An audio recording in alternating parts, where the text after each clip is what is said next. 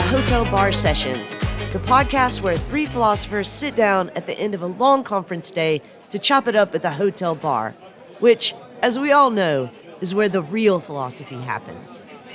Welcome back to another episode of the Hotel Bar Sessions podcast. I am David Gunkel, and once again I'm joined by my co-hosts, Rick Lee and Lee Johnson, and today we are talking with Jeff Jarvis about the Gutenberg parenthesis.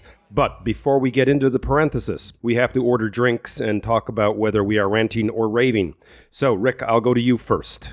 I will have a Solemn Oath Lou, which is a local brewery, and their Kolsch. It's one of my go-to summertime beers.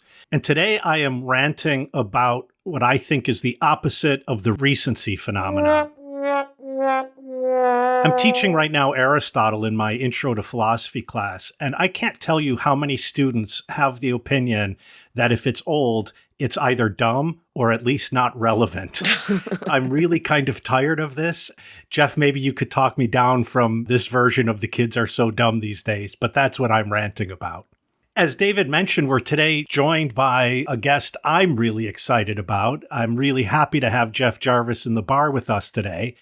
I'll admit it, I've had a parasocial relationship with Jeff for many years since he started as one of the hosts on the podcast This Week in Google on the Twit network. I've always been impressed by Jeff's ability to bring theoretical and critical work to bear on issues of contemporary relevance, particularly in the world of technology. He's the Leonard Tao Professor of Journalism Emeritus at the Craig Newmark Graduate School of Journalism at the City University of New York. But before joining the academic world, Jeff was a journalist with ink-stained hands. He was a columnist for the San Francisco Examiner, a TV critic for TV Guide and People magazines, and he was the founding editor of Entertainment Weekly. He's the author of several books, including What Would Google Do?, Public Parts, How Sharing in the Digital Age Improves the Way We Work, and most relevant for us today, the Gutenberg parentheses, The Age of Print and Its Lessons for the Age of the Internet. He has a forthcoming work, The Web We Weave, as well as a book on magazines. For a long time, Jeff has been blogging at buzzmachine.com, and I am really excited to get to talk with Jeff about the age of print and the age after print. So, Jeff, what are you drinking, and are you ranting or raving? Thank you, Rick. I'm flattered to be here, and let's be very clear that I am a fake academic. I'm only a journalism professor. I'm a poseur at the conference here. I snuck into the bar, and I'll have opinions from the end of it anyway. So, barkeep, I'm new to this town, so I'll have any IPA that is not ironically named. Does not exist. Yeah, that's an empty set, Jeff. I fear that. And I always rant. I rant. Because I'm a journalism professor, because as we record this, we're 50 days away from the presidential election, I have to rant about how the New York Times and the Washington Post are broken. I wonder whether after 50 years in my field, I've wasted it. Lee, what about you? I'm just going to have a Bloody Mary today, and I am raving about raccoons.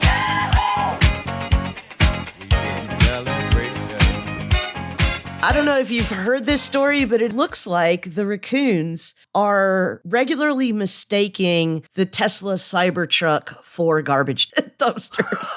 And there have been several stories that have shown pretty significant damage done to these Cybertrucks by hordes of raccoons trying to bite and scratch their way into it. And yeah, okay, so first of all, thank you, raccoons.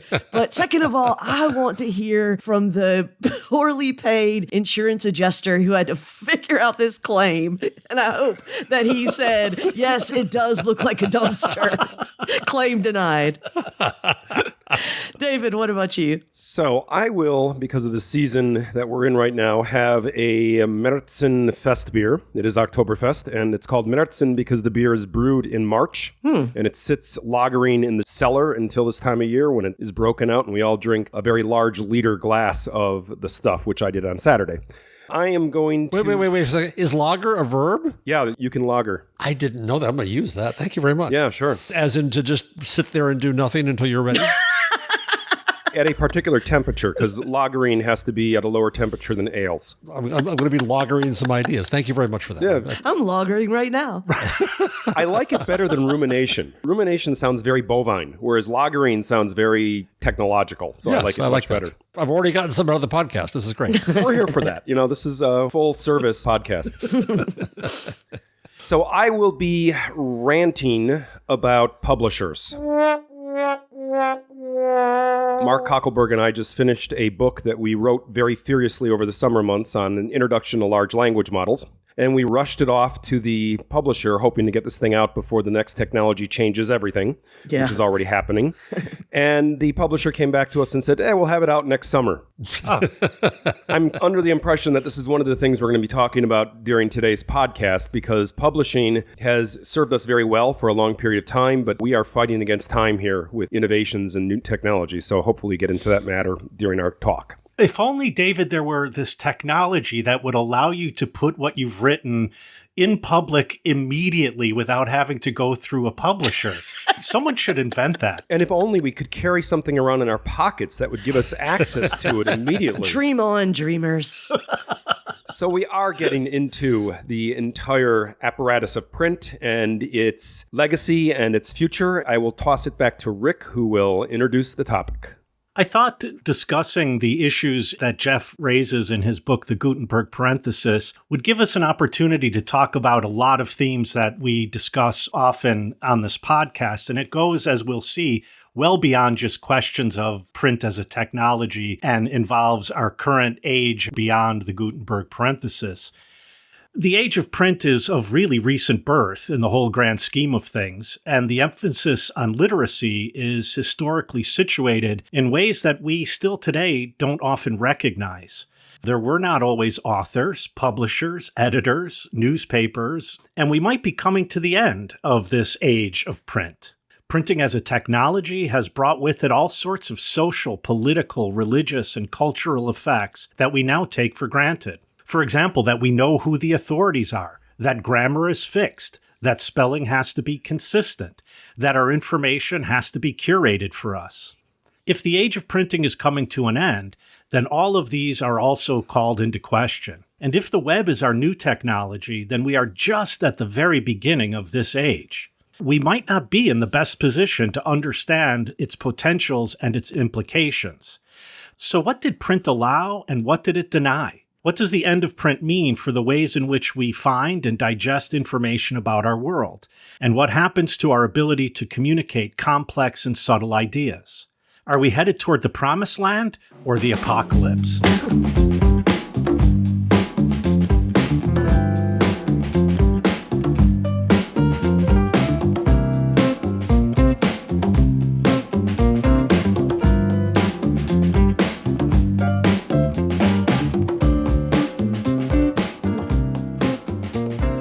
In the book, The Gutenberg Parenthesis, Jeff, you admit that this term, the Gutenberg Parenthesis, is not your own invention, and that there are a number of scholars and theorists who have been thinking about this for a while. What is it that they're trying to bring to our attention by naming this age the Gutenberg Parenthesis?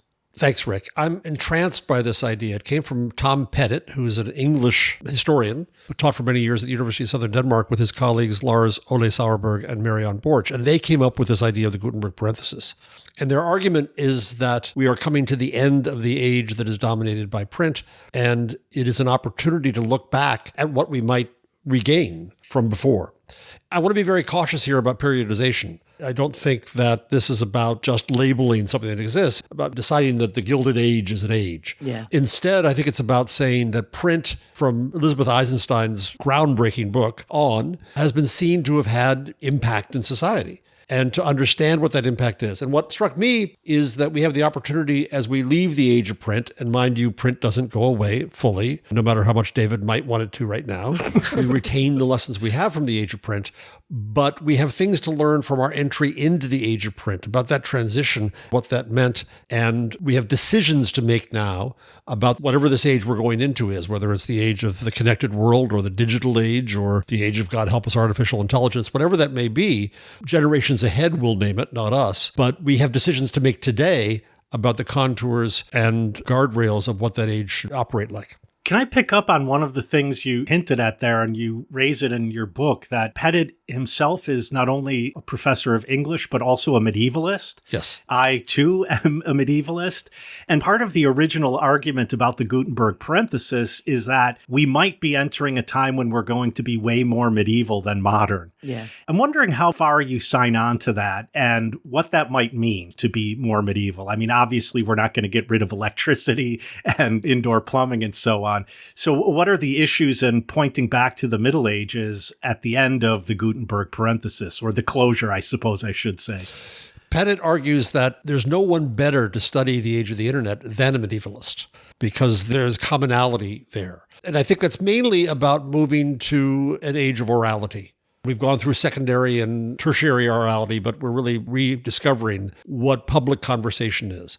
My argument in the book is that it was print that created this idea of content, this idea of creativity and conversation and discourse and learning as a product, as a commodity that can be packaged and owned and sold.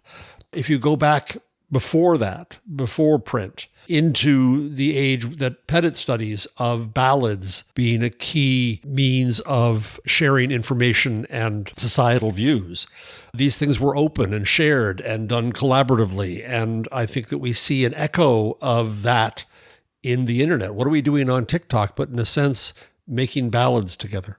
Can I follow that by asking, just by maybe way of contrast with what you're doing from another project that people are rather familiar with, the Walter Ong argument about the second orality and the rise of literacy, and then this new orality that comes in the wake of electronic and digital technology. Although Ong is focusing mainly on writing and not print. So there's a difference there, but I'm wondering how you square that and how your work on print either connects up with or differs from what Ong was doing following Eric Havelock and others who had talked about the second orality issue. When you deal with Ong, you end up quickly dealing with McLuhan and bring all the controversies and baggage that McLuhan brings. I had the privilege of interviewing Elizabeth Eisenstein for a prior book, and what got her to write The Printing Press as an Agent of Change was how irritated she was with McLuhan. She wanted to debunk him because she thought his opinions were too glib and easy, but then she found that there was very little research about the impact of print. And it opened up this discipline of book history, as we tend to call it. Ong and McLuhan are part of that, though. It's not just the impact of media upon us.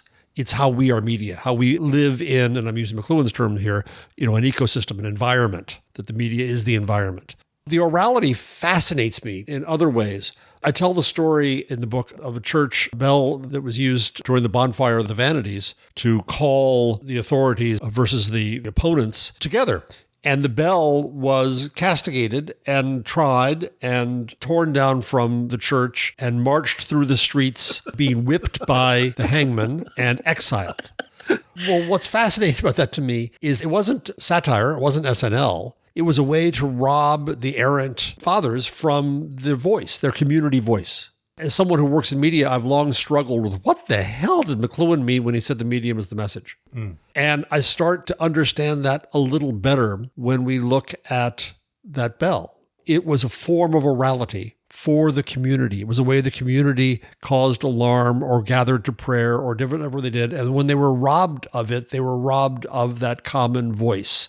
And so I see orality in a larger way. When I started writing this book, I intended to write a book about the death of the Mass. I hate the idea of the Mass. Mass is an insult to people. We can talk about that separately. But I started at a sociological perspective and read a whole bunch of books on it. I started writing, and then I said, I'm not worthy. I don't know how to write this book. And that just became a mere chapter in Gutenberg. And so I'm trying to understand that idea of where the Mass began. You could argue that it began with Gutenberg, but I would say not, because the scale of print was still very small. Until the mechanization and industrialization of print in the mid-19th century, the average circulation of a daily newspaper in the United States was only 4,000. It was a Substack newsletter. Wow. Obviously, steam-powered presses had a huge impact. But the other thing that fascinates me, and I actually took this out of the book when I was cutting for space, publishers, was the impact of the loudspeaker and amplifier. When I thought about it, you could print to an audience larger than you could speak to. But you couldn't speak to an audience larger than that who could hear you with good acoustics in the cathedral or in the town square. Right. Until along comes the loudspeaker. That was a hugely an understudied invention that is an extension of orality, finally back to the point, from an individual or community scale to a mass scale. And so orality to me has very interesting ebbs and waves here in terms of how we interpret it. And the internet, I think, is about orality, but I think we're just figuring out how to relearn conversation. I think one of the things that has always confused me about these claims that the internet is similar to the way orality worked prior to the printing press. And I mean, I certainly see the comparison. Conversations are happening, stories are created and passed on and debunked on the internet similarly to the way they were in prior oral traditions. But of course, the one significant difference is that no one ever owned the platform in which we speak, right? Like no one owned the air in prior oral traditions. And now the orality that we're comparing to these prior oral traditions is a platform that is itself a product. Or you could just as equally say we are the product on that platform. That's a point for later in the conversation, I'm sure. But how is that not a deal breaker in this comparison? I would like to think that we're in a transitional period back there. We could blow it. We've blown it, I think, so far.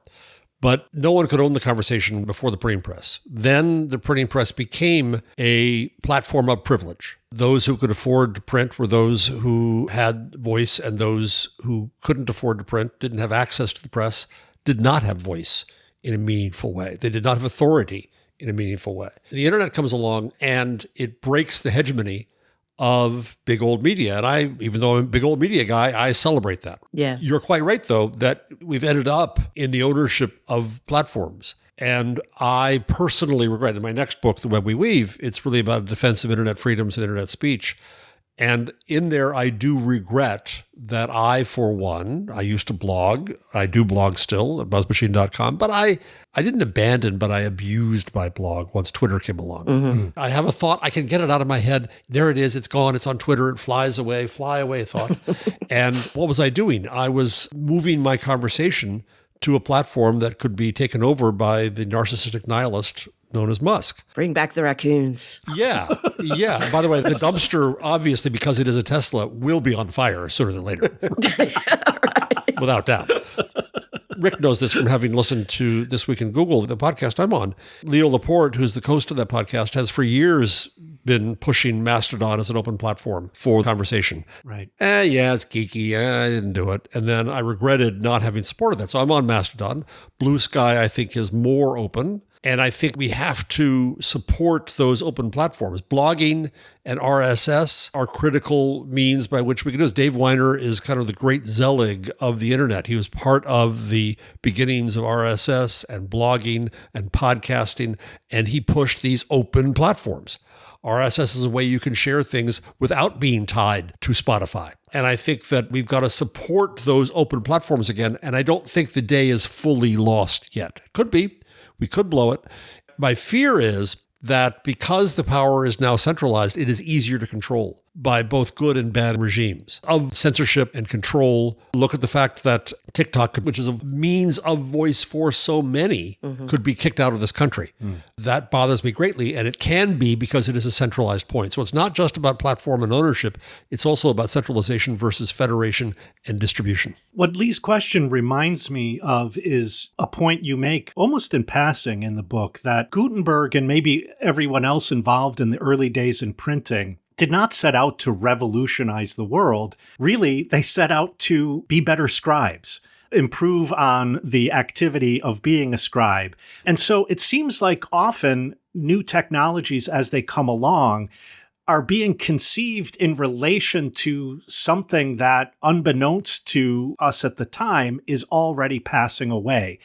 And I'm wondering how much of the early days of the web emerged from a culture of publishing and printing.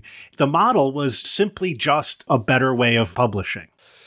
In the mind of some, yes. But that is publishers. Right. That's a really fascinating string to start pulling at. Gutenberg was not a man of the print age.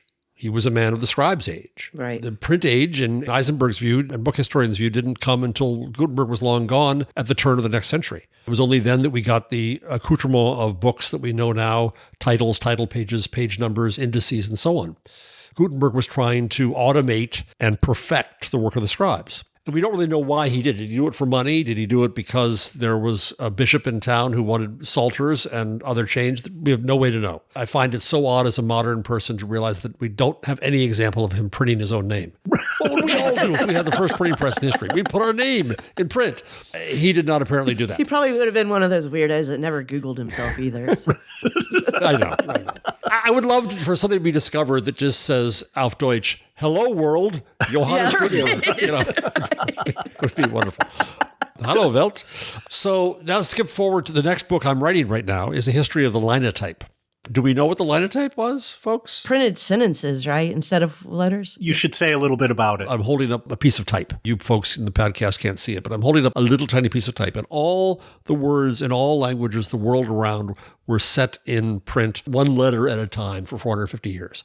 The linotype was a machine that manufactured that instead of a line at a time, eliminating the need to make letters and eliminating the need to compose them, eliminating the need to put them back in their pukas. And it was the last machine needed for the entry of mass media. Now, what's fascinating about this sequence is that every inventor until Mergenthaler, who was not a printer, he was a watchmaker, Mergenthaler being the inventor of the linotype, every would-be inventor before tried to replicate the tasks one for one.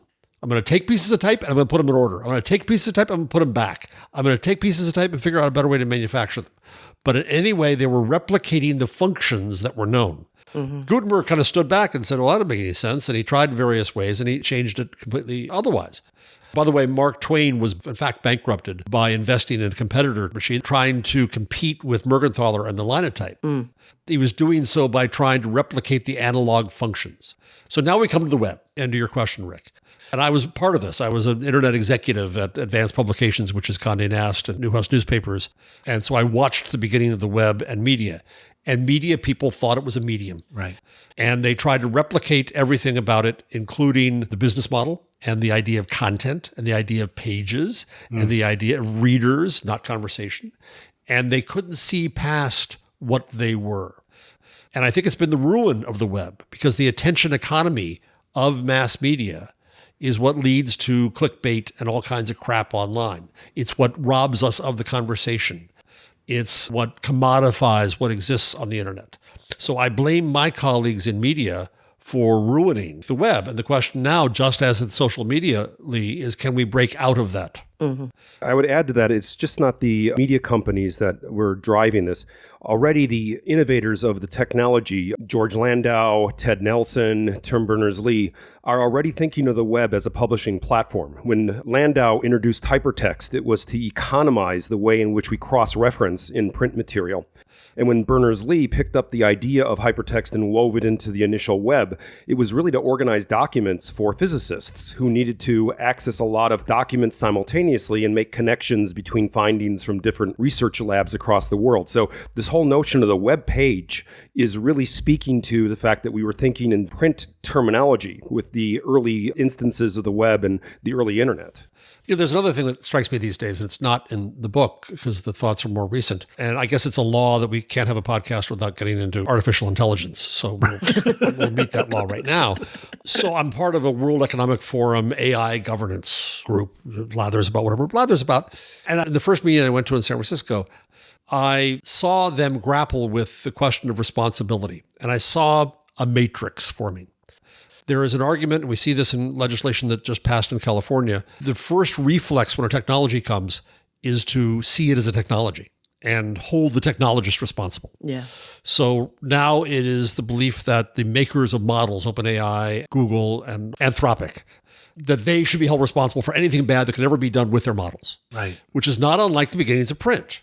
Who was held responsible? The printer was beheaded or behanded or burned at the stake for what came off the press. The next layer was to go after intermediaries. In the case of print, it was the booksellers and the publishers. In the case of AI, it's the company that puts an application for people. Or is it the user? Is it, in the case of print, the author? And Foucault would say that the author was not created until the author was held responsible. In the case of AI, is it the user who asks for noxious porn or the schmuck lawyer who asked ChatGPT for case citations? I covered his case in federal court, by the way. And I think that question of responsibility is a parenthetical analysis that we can make. Our entry into the new technology of print led to that kind of discussion about ultimate responsibility. And we're going through it again now with AI and to an extent with the internet as well. And it starts by blaming the technologists. That's what's new. It must be their fault. They did that to us. As if we were pure as the driven snow and we were nice. And as a nation, we were not racist and we didn't hate each other and we were honest until this effing internet came along and ruined everything. Right? Jeff, you can fucking say fuck if you want. Oh, good. Okay, good. On the other podcast I'm on, we get yelled at for that because of YouTube. Yeah. So it's interesting to me to say, where do we decide these levels of responsibility? And there's this knee-jerk response that we can see the world in the future in the analog of the past. We must be able to figure out those rules.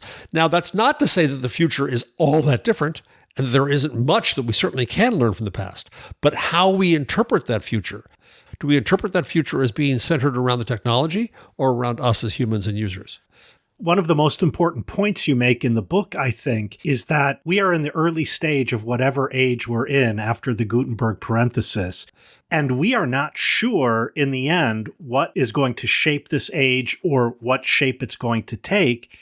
And so we need to be very careful about models we develop for thinking about it, the norms we develop and laws we develop to regulate it and deal with it, because we might be turning it into the monster we're so desperately trying to avoid. And so I really appreciate this kind of humility you're trying to argue for, that we might not yet be in a good position to fully know what it is we have and where we stand vis-a-vis the end of the centrality of print. In the book, I quote a paper from Rand, the year Google was born, looking at Eisenstein and the beginnings of print and asking what the lessons were and saying that there will certainly be unintended consequences of these new technologies.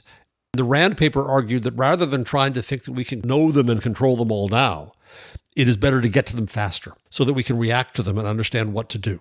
And just to be clear here, Jeff is referencing RAND, which is a nonprofit institution that helps improve policy and decision-making through research and analysis, and not Ayn Rand, a very important distinction. Oh, good. Okay, good.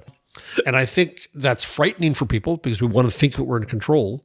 But I think that's foolhardy and hubristic to think that we can know the full scope of not just the technology, but society on it. The thing that you can mark as the most controversial in my book, that is to say that which you can attack me most for, is that I think we have time. And I argue that we're at the very beginning of the internet. And people today always say, oh my God, the change is so fast. It's faster than ever. Well, imagine having lived in 1900, the sense of change that occurred then. Imagine living at the time of Gutenberg. When I give talks to a class, I do this as kind of a dance from one room to the other, and I walk the timeline. 1454, Bible comes off the press. 1500, we start to get, as I said before, the first inklings of what the modern book would look like. 1517, Martin Luther, which, by the way, saved the business of print. Print was failing miserably because all it did was supply people with the classics. The market was saturated. There were warehouses filled with this stuff, and they couldn't get rid of it. 1600, a full century and a half after Gutenberg, we start to see invention with print.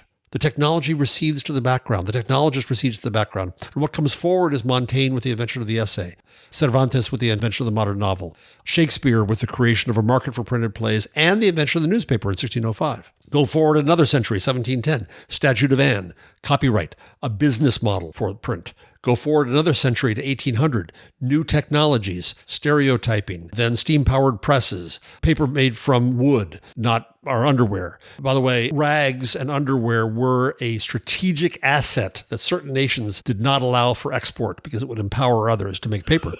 Also the linotype. 1920s, a century ago, radio, broadcast, the amplifier, the sense of larger scale. 1950s, television, the majority of American homes. Fast forward to today.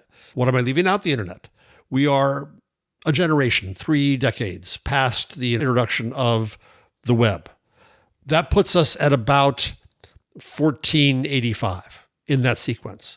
Now, I'm not suggesting that it's the same. I'm not suggesting that we have that much time, but neither am I trying to argue that the internet's done now.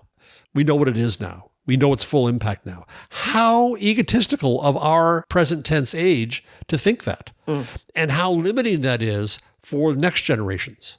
And so my fear, Rick, isn't just that we create the monster. My fear is that in the fear of creating the monster, we cut off the opportunities and options that our children and our students have to create a different future for themselves.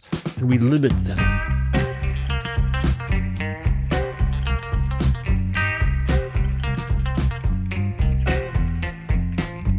Hey, hotel barflies. We're not just sitting here sipping on cocktails and sharing stories. We're also bringing you extra fun on Facebook, the platform formerly known as Twitter, and YouTube. That's right.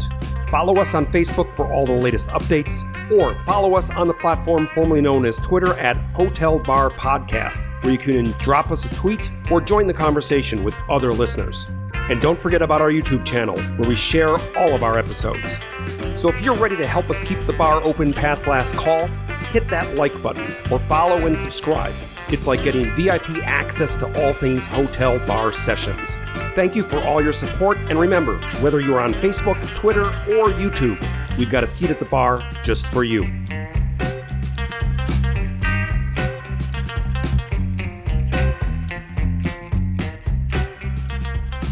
I was really struck by how much you point out the complaints that were heard about printing. We're all going to become dumber. So much information is going to come at us. Everything's moving so quickly. We're not going to have memories anymore. How much of these concerns that were heard at the beginning of print, we now hear again today. And I'm wondering, are all technological moral panics the same? Or is there something specific about today that we should be concerned about? What are the things that we seem most concerned about that we probably shouldn't care about at all? Under the moral panic, there's always a kernel that might warrant some concern. But moral entrepreneurs exploit a moral panic for their own agendas and for the attention that they can reap, and in some cases, the money they can earn. And media are their handmaidens in spreading the moral panic because panic sells. Attention is the basis of the media business, and they want to raise alarms and they want to act as if they've done something. If you go back through technologies of the last century, there was a moral panic about each one. Movies, Nickelodeons, caused a huge panic. The Chicago Tribune editorialized that all the Nickelodeons should be closed. They do nothing but create evil people on the streets. Radio certainly caused a certain panic, and some would argue it led to Hitler, but I don't think that was the cause. What was underlying there was underlying since medieval ages. Television, the Surgeon General, just as today, decried television and did studies. Senates had hearings upon hearings about television and violence and terrible things that could happen, and how awful this was. I was born in 1954, so I am of that age. I was born with television. I had a TV in my room as a kid and became a TV critic, so I think I turned out okay. Video games, music lyrics, all of these things cause this panic because we just don't quite know what to do with it yet, or there are things going on in society and we want to find somebody to blame and we want to find an easy solution. These days, what we see is Jonathan Haidt is a major proponent of moral panic about young people and the internet, in which he gives no respect and agency to young people and their parents and their teachers, in which he and Jean Twenge find a simplistic cause and effect to what is just correlation. And they argue that phones are what ruined us. Phones are everything wrong with kids, and we should eliminate phones, eliminate social media. You have Australia trying to eliminate social media for young people. These are the kinds of reactions to moral panic that I fear most. Dana Boyd, who's a wonderful researcher, she founded Data and Society. She's done much since. She first researched young people, and she grew up in some small Pennsylvania town, and she thought she was the weird one. And it was the beginnings of the internet that allowed her to see that she wasn't alone. She wasn't the only one.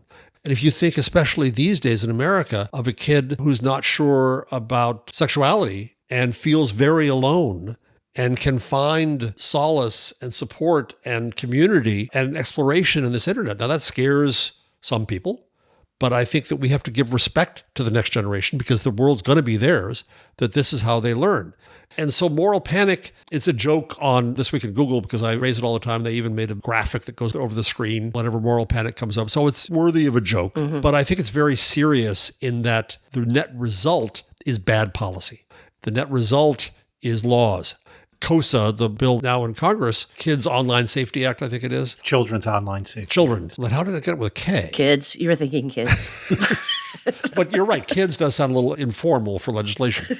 Anyway, KOSA, everybody thinks, well, we can stand behind this. Kids and online safety. Oh my God, we've got to do something. We've got to pass this. But it's also used by forces against trans rights to try to limit what can be said online. I am a Kamala Harris Democrat through and through. I can show you my hats and my bumper stickers. I'm going to sound libertarian for just a minute because I worry greatly about moral panic leading to regulatory control of our speech and freedoms. It opens an excuse to do that, whether it is Comstock and the males and birth control and pornography, or whether it is Jonathan Haidt and social media. It is an effort by elders to control the future. I find that a completely compelling argument, and I absolutely agree with you that moral panic almost always leads to bad policy. But if I could maybe ask you about a slightly different panic, which I think I hold, which is a kind of epistemological panic. So one of the things that I worry about, and that I think is maybe unique to this closing of the parenthesis era that we're in right now, is that we have kind of lost our grip. Well, we haven't we have lost our grip on the distinction between the true and the false. Now, prior to the printing press, where a lot of these rules about distinguishing authority and authenticity and verity and all of those things were really codified, prior to that, in the oral traditions, there were different rules about deciding if stories were true or false. And in some cases, it didn't matter whether they were true or false. They served a social and political function as myths or as stories or whatever. But during the Gutenberg era, inside the parenthesis, we definitely established rules of the scientific method, rules of legal proceedings, et cetera, et cetera. And all of those have made, for example, what you became after rotting your brain on television, a critic, the possibility of being a critic possible, right?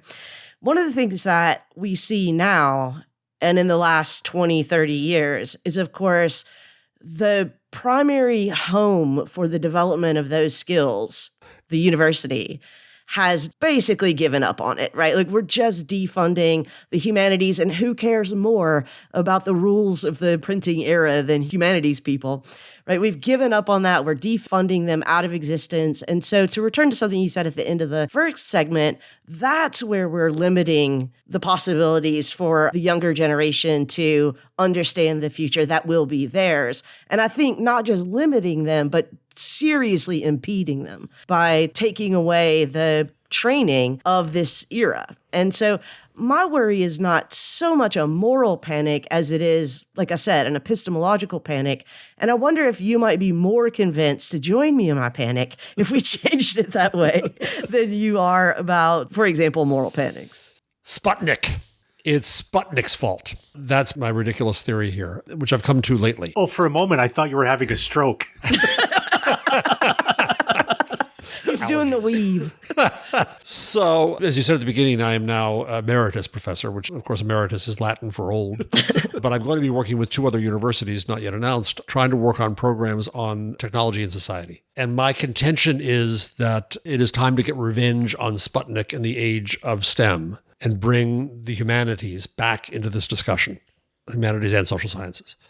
And one lesson from the Gutenberg age and also from technology since is that the technologists, again, fade into the background. Eventually, they become presumed. And so then we can decide what we do with this stuff. What we did with it in print was we created institutions of authority and quality and artistry. The story I love from the Gutenberg book is the story of Niccolo Perotti, who was a Latin translator in Italy, who was much offended by a shoddy translation of Pliny. He wrote to the Pope and said, "Something must be done." Sound familiar? And he urged the Pope to appoint a censor. This is said to be the first call for censorship in the history of print in 1470, saying you must appoint a censor to reprove all this stuff before it comes off the press. And it's kind of charming that he thought it was possible to do that at scale.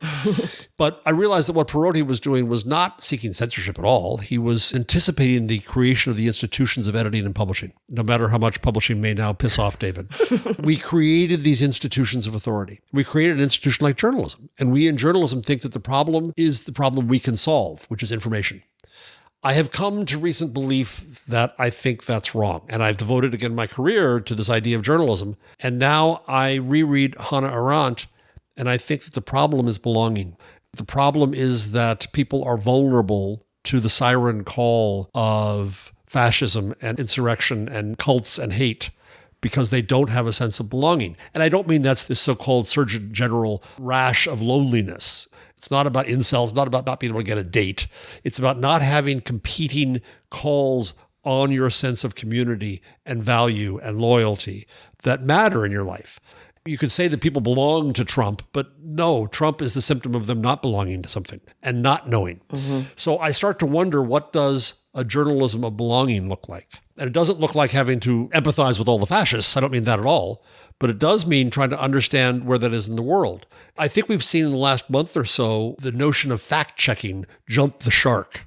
Well, we got to check Harris too, and we're going to find some really dumb thing to take pedantically literally, as opposed to the signaling, which is really what's happening on the right. They say ridiculous things not because they believe them, but because they want to signal belonging. If I say this, it's a loyalty test. If I say this crazy shit. And so I think that I'll disagree with your panic to the extent that I don't think it's a post-truth era. I think we are in an epistemological crisis. I agree with that, where I have my facts and you have your facts, and we got to figure it out. But the facts aren't the basis. We've got to dig to a different level that says, what's our circumstances and motives? I want to pick up on your point about belonging. And it reminds me of what James Carey proposed with the two views of communication. Carey says, we have focused way too much on information delivery, the Shannon and Weaver model of transmission of information.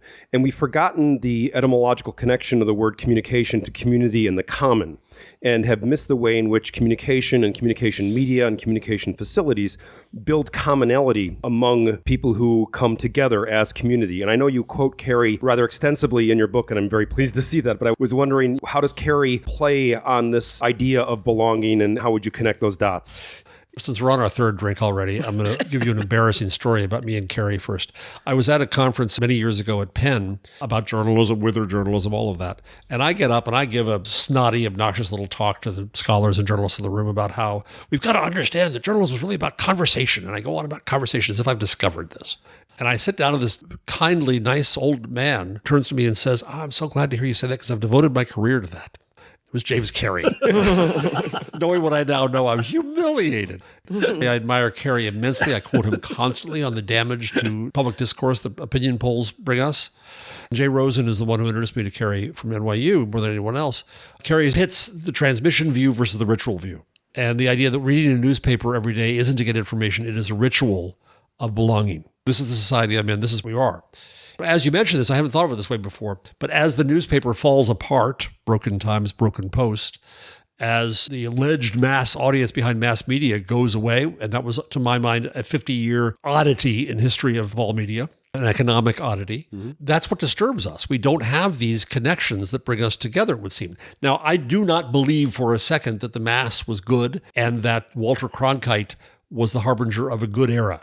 When Walter Cronkite said, and that's the way it is, for many Americans, it wasn't the way it was. He was speaking for people who look like me, old white men. He wasn't speaking for Black and Latino and immigrant and LGBTQ and disabled Americans. They had a different reality. I often pull off my shelf a directory of newspapers in the U.S. in the year 1900, and it's thick. And there were a couple score of daily newspapers in New York. Circulations were just starting to rise to the point of mass, but they were still community. You had your newspaper, I had my newspaper, and that wasn't a separation. It was an ability for society to be in a kind of conversation with each other. They would argue with each other through these vehicles, these vectors. And I think that's what we go back to with the internet. I think that idea of monolithic hegemonic media started with television when it killed off all the newspapers, and it was so mass we only had 3 networks. And we think that's the norm? No, that's another parenthesis. That's the oddity. And that parenthesis of legacy media, mass media, linear media is dying fast. And newspapers are dying fast. Clay Shirky of NYU says that what will follow is surely first chaos, but then, as in the early days, as in Perotti, we'll figure out new institutions to invent or institutions to reform. And so, I look at the present media structure, and I think what we need is the Harper's Magazine of 1850. Harper's, when it started in its first page, that's just when the steam-powered press was expanding the scale of printing for the first time. And you were getting a lot more stuff printed to more people. And Harper's came along and said, somebody's got to find the good shit. They said it in more elegant language than that. But that's what their role was. It was at first curatorial before they got the ego to say, we're going to make our own stuff, right? Well, where is the Harpers of 1850 of today who says there's all these voices out there? They're amazing. There's also a lot of idiots and dangerous people. And just because there's an idiot online doesn't mean it ruins everything. How do we find the smart people, the authorities, the experts, people with experience, people with perspective? That's a role for a new media in society. And I think it's a skill that we have to teach our students as educators. Well, here I come again with my panic. So I'm going to say one of the reasons that it's becoming more and more difficult to do that is because the universities as institutions themselves are moving increasingly towards this model of being, this is the word they're using now, value neutral institutions. And you know what value neutral institutions don't do? Curate. Right? They don't say what's better and worse. Don't say what's good and bad, and they don't say what is authorized or unauthorized. And so if the institutions themselves, for obvious financial reasons, are trying their damnedest to be value neutral, they are certainly not training good critics, good curators. And so where are young people today learning how to curate and critique? On these platforms. Well, on the platforms, but you need to see the trees for the forest. You know, when I look at Twitter, I don't see Twitter, I see the people I see there. Same with TikTok and same with Facebook, even though it's going down, and with blogging. It's not the platform that teaches me, it's whom I choose to follow there. And I can follow idiots or I can follow smart people. One really significant difference between platforms like Twitter and Facebook, and even the Twitter alternatives like Mastodon and Blue Sky, is that you can curate there. You know, that is a place for you to choose your friends and choose who you follow and who follows you. TikTok is a horse of a different color, right? TikTok is just an endless feed of things that you don't choose. Well, I'm going to launch off the point you made before. Okay. I think what we see is a wide-ranging fear of judgment, of making judgments. For sure. And let me break that into a few institutions, right? For the platforms, judgment is expensive. You have to have moderators who find the bad stuff and say, this is not appropriate for here. And they don't want to do that, so they try to say, oh, we're free speech. It must to an absurd length, right? But it's a garden party, and they should be able to get rid of stuff. I've long said that Facebook should have had a raison d'etre. What I say at the end of my next book is a covenant with its public that says, this is what we do here, this is what we're here to do, and this is what we're not here to do. And we're going to worry about that. But they don't, because that's expensive. 2, newspapers. Newspapers don't want to make judgments. They too want to be value neutral and politically neutral, which is bullshit. But it comes out of the age of mass media where we didn't have 2 newspapers in New York.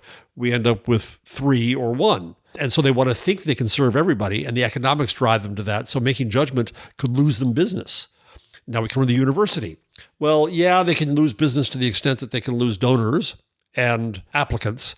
But what they really fear is pressure and political pressure. So they want to be value neutral. They are scared of making judgments or scared of teaching students to be able to make judgments. And that's what bothers me most.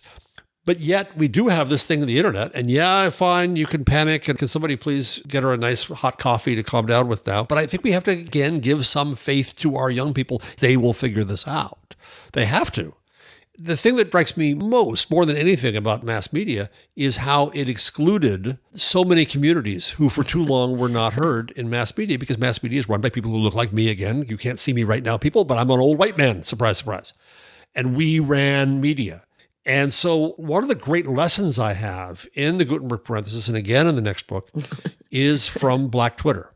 Because Black Twitter took a platform that was not built for them. I held a Black Twitter summit at my school in which 3 scholars of Black Twitter brought together an amazing group. Andre Brock Jr., who wrote Distributed Blackness, Meredith Clark, who has a new book coming out about Black Twitter this fall from Oxford, Jonathan Flowers, Charlton McElwain, who wrote Black Software. These are the real experts, but I got to play host with them.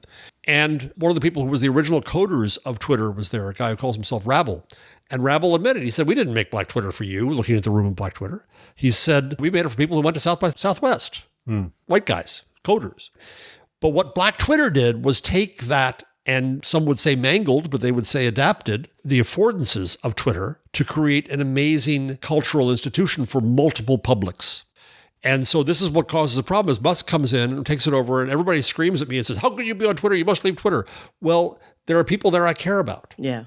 Andre Brock said at the event, why do I have to be gentrified again? Right. There's a white flight off of Twitter. And people said, well, go to Mastodon. Well, Jonathan Flowers saw geeks there not respecting the experience he brought as he tried to explain why retweets matter to Black Twitter because of call and response, why search matters so you can find certain things. These were things that were eliminated from Mastodon for apparently good reasons, for rules to try to make better discourse, but they cut off discourse. You don't know what the unintended consequences are. Yeah. Blue Sky did a better job, but then they didn't have the guardrails on and somebody used the N-word in a username and they didn't get it down fast enough. And Black users said, oh, I don't know that I trust you. Right. And so they're still on Twitter, and Twitter is owned by a terrible person. It's a platform, but they're still using it subversively to their own ends. And so maybe, Lee, maybe the answer here is not panic, but revolution. Maybe it's trying to take over the platforms in spite of themselves. Sold. Sign me up. Well, let me push Lee's point in a slightly different way. One of my favorite philosophers, Theodor Adorno, who you quote in the book, by the way. I wish I understood him better, but yes. Well, he has this really nice claim that he makes that the critique of privilege is itself a privilege. The world is as dialectical as that. And I think he's pointing here to an important truth that in a certain way would follow from Lee's point. That is, one of the reasons why you and I and Lee and David could have all of these deep insights about the web and technology and so on is because people pay us an awful lot to do nothing. Awful lot is relative, but keep going. Yeah, I'm going to accept myself from that claim. Well, too. I mean, Now that I'm department head, I'm just basking in all the glory and finances. okay, an awful lot is relative, but To how little we do. Yes, okay. it is an awful lot from the perspective of, for example, the median wage in the United States. And one of the results of that is that we have time to reflect on our culture as we find it, to figure out how it operates. And so we could bring those insights that we gain because of the leisure time society affords us back to our students to show them how to develop norms and make judgments. And I agree with you that judgment is really crucial. That would help them understand what's at stake in making judgments, what goes into making judgments. Why aren't all judgments equal? I mean, I always say to students that opinions are a lot like assholes. Everyone has one and almost all of them stink. And you get paid to say that. That's a beautiful thing. So what's the difference between a stinky opinion and a judgment? I think the more universities succumb to pressures that are brought about by economic models within which we operate, the more we're foreclosing a kind of richness that would allow us to bring to students, again, not the norms, not the model, but how thinking about this works and so on. But if I could just point out that every time you tell your students the difference between a stinky opinion and a judgment, while you're doing that, the university is out there tearing down their encampments. Yeah. And the students will remind us of that. And they're saying there is no difference between a stinky opinion and a judgment. Again, I'm a fake academic, a poseur and imposter. I was at a journalism school.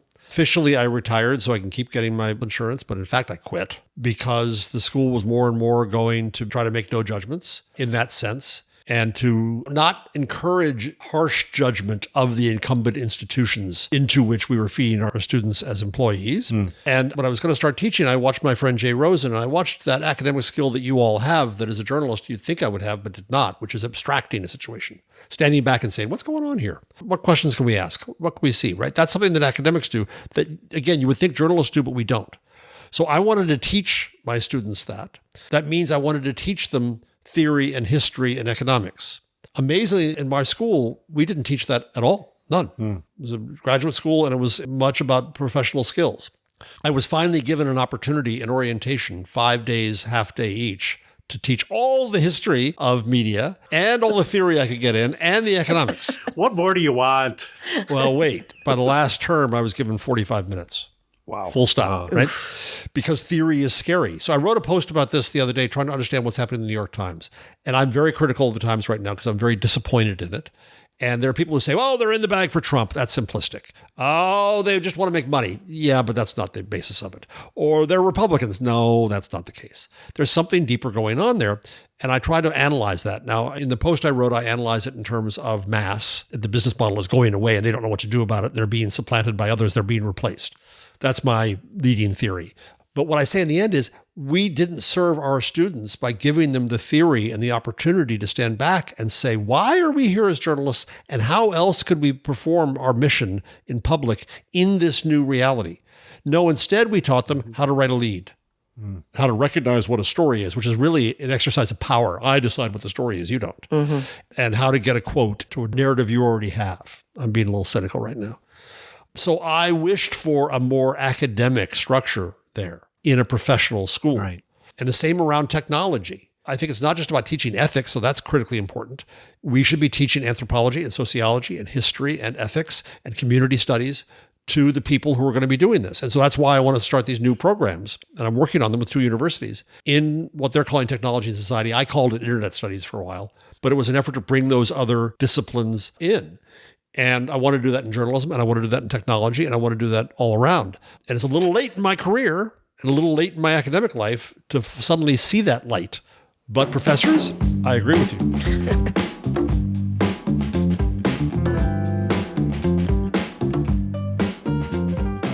They say there's no such thing as a free lunch, and this conversation is definitely a hearty and delicious brain meal, but it's also free. Yeah, it's true. Rig David and I are still going to show up to the bar and raise glasses and have philosophical conversations, even if we have to do it for free, but we'd rather not. So if you'd like to help support this podcast, you can do so by signing up to be one of our patrons at patreon.com/hotelbarsessions. It comes along with some pretty cool perks. Exclusive early access to our episodes, a Hotel Bar Sessions coffee mug, and even a shout out from yours truly. So if you've ever thought, man, I'd love to see these folks get a little extra love, now's your chance. Just head over to patreon.com/hotelbarsessions and help us keep this philosophical symposium rolling. Because let's be honest, what's a great philosophical podcast without its awesome listeners? Thanks for tuning in. And remember, life's better with a good story and great drinks.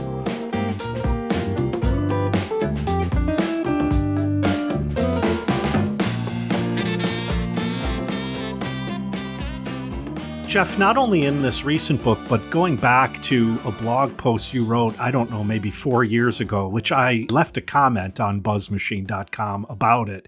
I think in relation to a kind of moral panic, you were saying, you know, look, the issue is not that we need the law to come in. The issue is not that the children are getting stupid.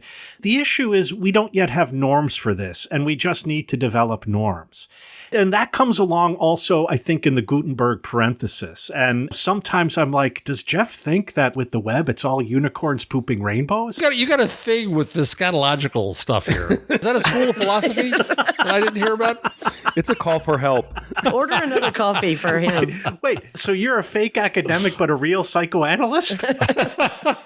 Oh, yeah, and I can figure out what to do about COVID and all kinds of things, yeah. But people who hear you on This Week in Google, for example, might find that odd to hear me say that there's an optimism in your writing because, you know, often you seem very cranky and curmudgeonly. But I do find an optimism, but I wonder if it goes too far. That is, I wonder to say, yeah, we need new norms, leaves open the question about how these new norms are constructed and the role of power dynamics in the construction of norms. Developing norms is not necessarily a ground-up operation. And so is there a limit to what I'm calling your optimism? And feel free to push back against that, specifically in relation to the development of norms vis-a-vis new technologies. In the long run, I will call myself an optimist because we figured out print. We figured out radio. We figured out television. We figured out these technologies as a society. We exploited them to, all in all, our good end. I was giving a talk at Perugia at the International Journalism Festival, You're not the only guys who have good conferences. You go to Rochester, we go to Perugia, Italy. And I was doing a debate with a German regulator. I gave kind of a joke. I went through my timeline and I said, well, after print, there was also a 30 Years War and Peasants' Wars and all that. And the German got, honestly, with no irony, because he's German, mad at me. And he said, it is too soon to joke about that. The 30 Years War. 1 million people died.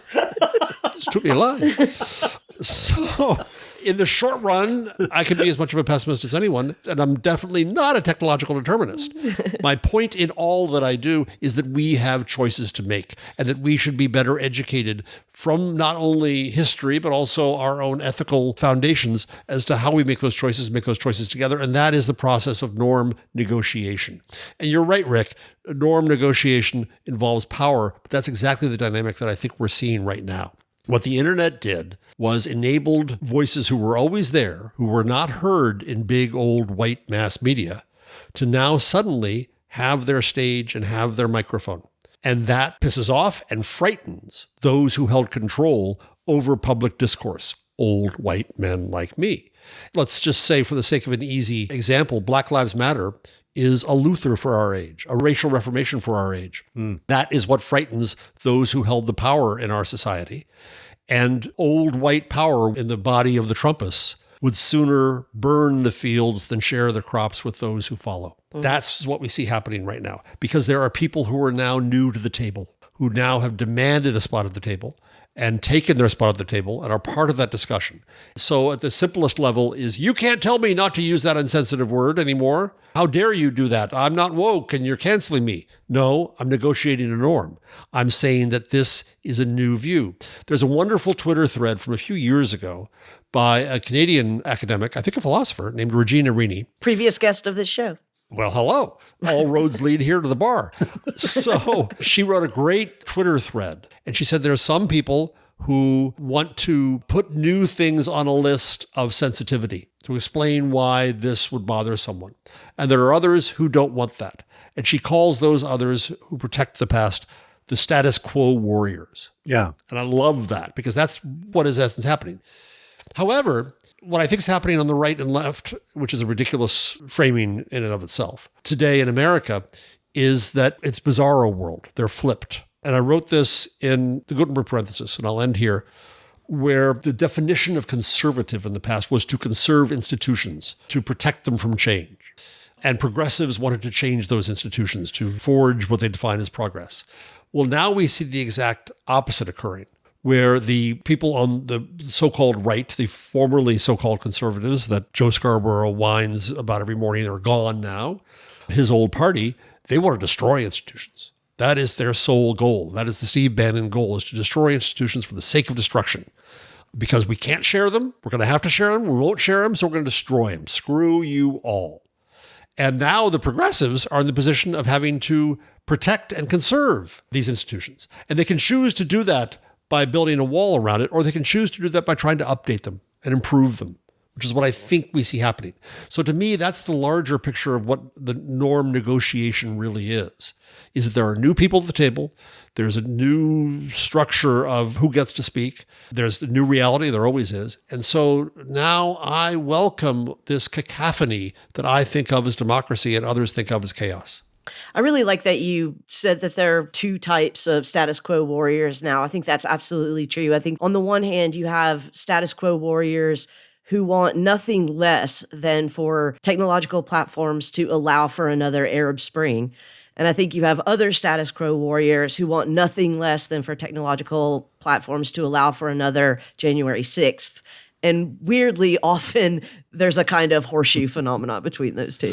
Yes, there is. But I want to be careful here, making sure we don't go into a both sidesism on Oh, yeah. No, absolutely not. Which I know you're not doing. I know you're not doing, but it got done the other day on TV where I saw that happening. And I think that's important to make sure that we recognize the asymmetry of this world now. Yeah, absolutely. So I'm trying to renegotiate some norms with our bartender, but the bartender is sticking to the status quo and telling us that it is last call. Jeff, is there a place that people should go to find both this book and maybe some of your forthcoming work? Thank you for asking. If you want to get the Gutenberg Parenthesis and magazine, both from Bloomsbury Academic, if you go to gutenbergparenthesis.com, you will find them there and discount codes for them. The Gutenberg Parenthesis paperback is coming out this fall. My next book, called The Web We Weave, you can pre-order it using the code WEB20 at the Hachette Basic Book site as soon as I can beg my son to create my webpage, because my HTML skills are way out of date. I hope you can go and find all of them at jeffjarvis.com, but not yet. Thank you so much, Jeff. This has been really a great joy. Yeah, thanks, Jeff. Thank you so much.